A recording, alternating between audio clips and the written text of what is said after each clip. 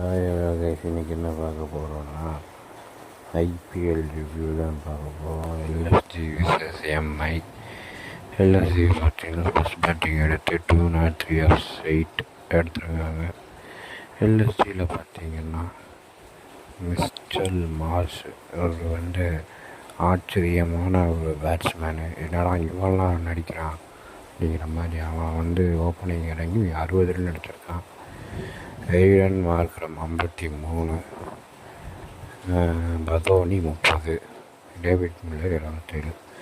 David மில்லரும் பதோனியும் நல்ல ஒரு ஃபார்மில் தான் இருந்தாங்க. அவங்க ஆடியிருக்காங்க. மார்க்ரமும் மிச்சல் மார்ஸும் அதிகத்தில் அதிசயம் பேரதிசயம் அவங்க 2 பேரும் ரன் எடுத்திருக்காங்க.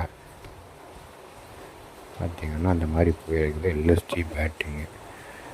அப்புறம் மும்பை விக்கெட்டை பார்த்திங்கன்னா பெருசாக எதுவும் இல்லை. ஹர்திக் பாண்டியா 5 விக்கெட் எடுத்திருக்கான். மற்றவனுகளில் ஒரு விக்கெட்டு. தீபக் சேகர் விக்கெட் எடுக்கலை. எம்ஐ பேட்டிங் பார்த்திங்கன்னா வில் ஜாக்ஸு, ரோஹித் சர்மா ஆடல. ரோஹித் சர்மா காணோம். விக்கெல்டன்னு 10 ரன்னு. என்திர் அவன் 46 ரனுக்கு அவுட் ஆகிட்டான். போல்டு.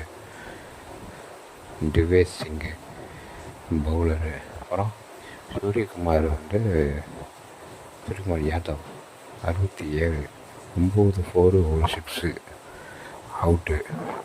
ஆவேஸ்கான் பவுலிங்கில். Tilak Varma retired hurt 25 run 23 பாலுக்கு 2 4. ஹர்திக் பாண்டியா கடைசியில் பார்த்திங்கன்னா 6 அடிக்கிறன்ட்டு பாலை அவன் காலிலே அடிச்சுக்கிட்டான். ஹர்திக் பாண்டியாவோட டெக்னிக்கு. 6 பால் வெளியே போகணும். ஆனால் பேட்டில் போட்டு அவங்க காலிலேயே பால் அடிச்சுக்கிட்டான் ஹர்திக் பாண்டியா. சாண்ட்னர் உள்ளே இறக்குனாங்க. திலக் வர்மா ரிட்டையர் ஹேட் கொடுத்து சாண்ட்னர் 2 ரன்னுக்கு 2 பால் 2 ரன். சர்துல் தாக்கூர் ஒரு விக்கெட் எல்எஸ்ஜியில். ஆகாஷ்தீப் ஒரு விக்கெட்டு. ஆவேஷ்கான் ஒரு விக்கெட்டு. சிங் ஒரு விக்கெட்டு.